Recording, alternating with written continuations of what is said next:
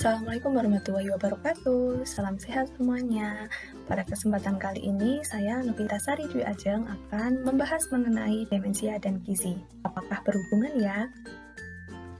Pertama, kita bahas mengenai apa itu demensia. Jadi demensia atau biasa kita sebut dengan pikun itu biasanya mempengaruhi memori, pikiran, kebiasaan, dan kemampuan untuk beraktivitas sehari-hari karena adanya gangguan pada otak. Ini biasa terjadi pada lansia, di mana jumlahnya itu terus bertambah termasuk di Indonesia. Nah, kemudian faktor risiko demensia atau faktor yang mempercepat terjadinya demensia, yaitu umur, ini biasanya ketika usianya sudah mulai 50 ke atas, jenis kelamin itu biasanya pada wanita, genetik atau ras biasanya pada orang di Asia Selatan, gaya hidup seperti merokok, kemudian pola makan yang kurang baik, serta terjadi trauma kepala. Nah, kemudian tanda dan gejala demensia yang pertama itu adalah perubahan karakter dan mood. Jadi, lansia itu cenderung cepat marah, kemudian tidak tertarik terhadap sesuatu, adanya keterbatasan gerak, lupa kosakata, lost memory, dan juga pemikirannya abstrak. Kemudian, bagaimana gizi dan demensia ini berhubungan? Jadi lansia yang mengalami demensia itu biasanya akan mengalami kurang gizi dan juga penurunan berat badan. Mengapa? Itu karena yang pertama itu demensia akan mengganggu kesinyalan sistem lapar dan keseimbangan energi, sehingga lansia itu tidak merasa dia lapar. Yang kedua itu adanya perubahan pola makan, jadi lansia itu lupa rasa makanan, jenis makanan, dan juga kadang lupa waktu makan.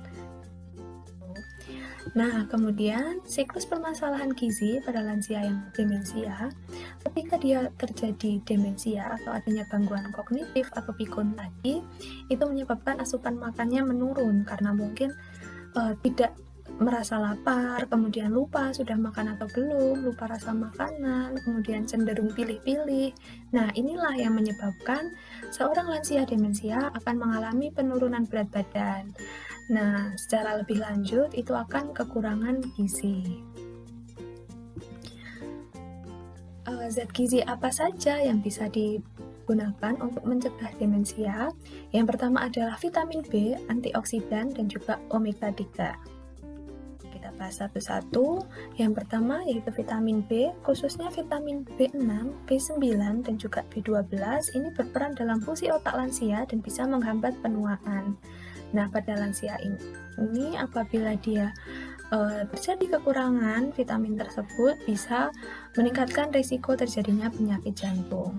Untuk sumber vitamin B bisa dari unggas, ikan, daging, telur, susu dan produk olahannya, kentang, ubi, pisang, alpukat, dan juga kacang-kacangan. Kemudian, zat gizi yang kedua adalah antioksidan. Jadi antioksidan ini dia dapat meningkatkan fungsi saraf dengan cara menghambat produksi racun dan mengurangi kerusakan otak dari radikal bebas. Sumber antioksidan yaitu dari buah-buahan seperti jeruk, lemon, nanas, dan pisang, sayur-sayuran, rempah, kacang-kacangan, dan juga ubi. Nah, zat gizi selanjutnya yaitu omega 3. Ini dia selain berperan dalam perlindungan jantung, tapi juga bisa mengurangi risiko stroke, kemudian mengurangi inflamasi yang terjadi di otak, sehingga bisa mengurangi risiko kerusakan di otak dan juga melindungi membran sel saraf. Sumbernya yaitu biasanya pada ikan, seafood, minyak ikan kod, sayuran hijau, kacang-kacangan, alpukat, dan juga biji-bijian.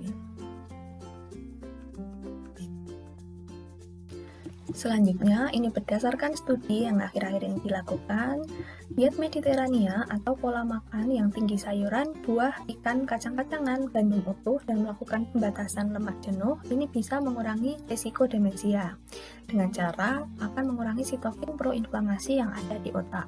Nah, berikut merupakan piramida diet Mediterania. Ini biasanya diterapkan di luar negeri. Tetapi ketika kita ingin menerapkannya di Indonesia, ada baiknya kita berkonsultasi dengan ahli gizi terlebih dahulu agar bisa memenuhi kebutuhan yang direkomendasikan untuk kita.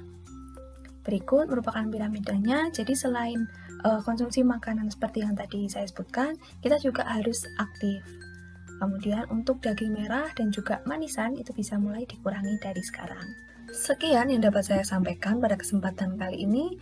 Ayo kita cegah demensia dengan pola makan yang baik. Wassalamualaikum warahmatullahi wabarakatuh.